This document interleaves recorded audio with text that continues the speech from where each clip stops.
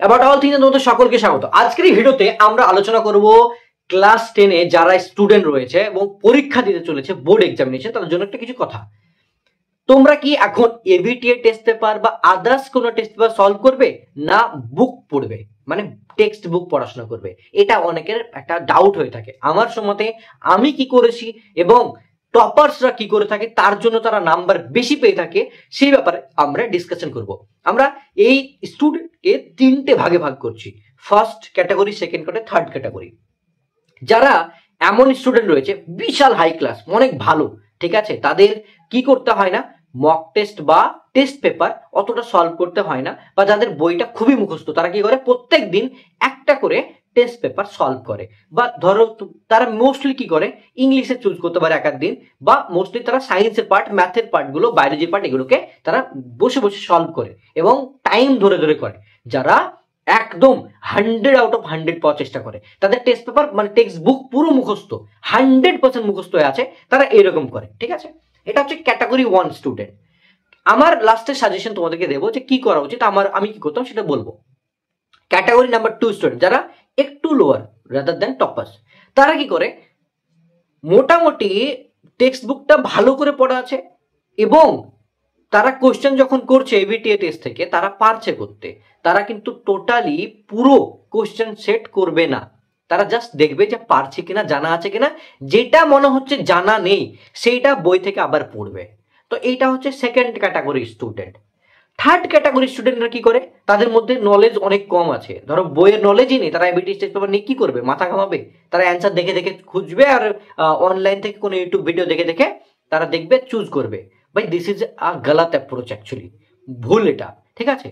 আমাদের যারা একেবারে হাই কোয়ালিটি স্টুডেন্ট তাদের কথা আমি বাদই দিলাম, যারা মিডিয়াম কোয়ালিটি স্টুডেন্ট এবং যারা পাস করতে পারবে না ভাবছো, তাদের জন্য কি করা উচিত যাতে তারা ভালো নাম্বার তুলতে পারবে এই কিছুদিনের মধ্যে, তাদের জন্য কথা।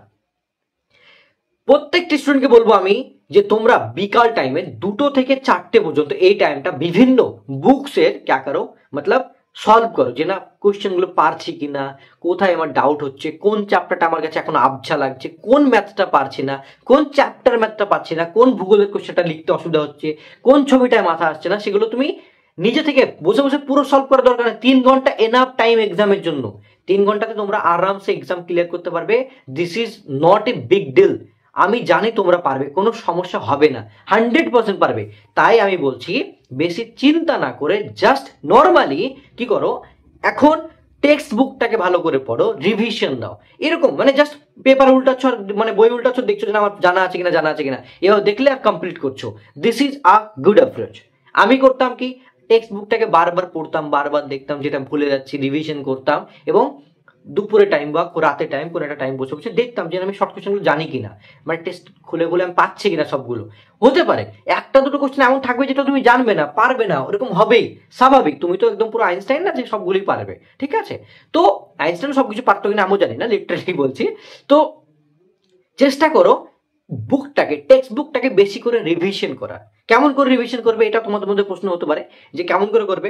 সকালে উঠলে একটা সায়েন্সের সঙ্গে নর্মাল একটা সাবজেক্ট, একটা কঠিনের সঙ্গে একটা নর্মাল সাবজেক্ট, এর মধ্যে দুটো করে নাও, 2 ঘন্টা বা 1 ঘন্টা করে পড়বে এবং রিভিশন দেবে, এইভাবে আগাবে। একটা সাবজেক্টের জন্য 1 ঘন্টা, একটা জন্য আধা ঘন্টা, এভাবে মোটামুটি 6 ঘন্টা, 7 ঘন্টা, 8 ঘন্টা পড়ো, যথেষ্ট টাইম।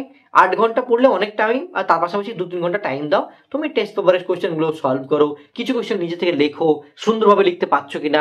এবং সব থেকে সুন্দর, লাইক তোমরা যদি এগ্রি করো তবে আমাকে নিচে জানাবে কমেন্টে, বাথরুমে বসে পড়ার মজাই আলাদা।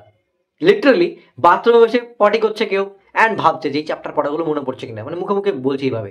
আমি তো করেছি, লিটারালি আমি বলছি, আমি করেছি ক্লাস 10-এ থাকতে, এখন পসিবল হয় না, ক্লাস 10-এ থাকতে তো মনে চলে আসতো অ্যান্ড বলতে পারতাম, পড়াশোনাগুলো বলতে পারতাম, রিভিশন করতে পারতাম। এমনটা যদি তোমার সঙ্গে হয়ে থাকে তা কমেন্টে জানাবে, ভুলবে না জানাতে, ঠিক আছে। সিরিয়াসলি মনে করলে পড়াশোনা মনে আসে, যদি মনে আসে দেন ঠিক আছে, যদি মনে আসছে না, পুরো রিভিশন করতে পারছো না মনে মনে, তবে কিন্তু প্রবলেম আছে, দেন তোমাকে রিভিশন করা দরকার আছে, ভালো করে টেক্সট বুকটাকে আবার পড়া দরকার আছে। এইভাবে করো, দেখো এখন তোমাদের জন্য সবথেকে ভালো হবে। এবং যদি তোমরা বলো যে না স্যার কিভাবে আমরা রুটিন বানিয়ে দেন বা কিভাবে পড়লে ভালো হয়, আমি একেবারে জানি না, অনেক কিছু আমার বাকি আছে, আমি কি করে কমপ্লিট করব এই জানুয়ারির মধ্যে, ফেব্রুয়ারিতে এক্সাম, কি করে করব, দেন কমেন্টে জানাতে পারো, আমি সেই ব্যাপারে তোমাদের জন্য ভিডিও বানিয়ে দেবো। এখন যেভাবে বললাম, এখন বুকটাকে বেশি করে রিভিশন দাও, আর মাঝে মাঝে কোনো একটা টাইম বের করে 2 ঘন্টা বসো এবং প্রত্যেকটা সাবজেক্টেরই একটু একটু করে মানে এবিটি টেস্ট পেপার দেখো, ঠিক আছে? কিছু কিছু কোশ্চেন যেগুলো কঠিন লাগবে সেগুলোকে গোল করে দাও এবং সেগুলো কোন চ্যাপ্টার থেকে এসছে সেই চ্যাপ্টারটাকে একটু রিভিশন করো। কিছু কিছু জায়গা থাকবে যেহেতু পারবে না, বুঝতে অসুবিধা হবে, সেগুলোকে একবার দেখো। না বুঝতে পারলে কোনো একটা ভিডিও দেখো, অবশ্যই বুঝতে পারবে। আর যদি কোনো ডাউট লাগে তবে আমাকে জিজ্ঞাসা করো, আমি তোমাদেরকে হেল্প করবো। অল দ্য বেস্ট, ভালো থাকো, have a good day, no চাপ, বিন্দাস বস, এক্সাম ভালো হবে অ্যান্ড ভালো নাম্বার হবে সকলের। অল দ্য বেস্ট, টাটা, টেক কেয়ার।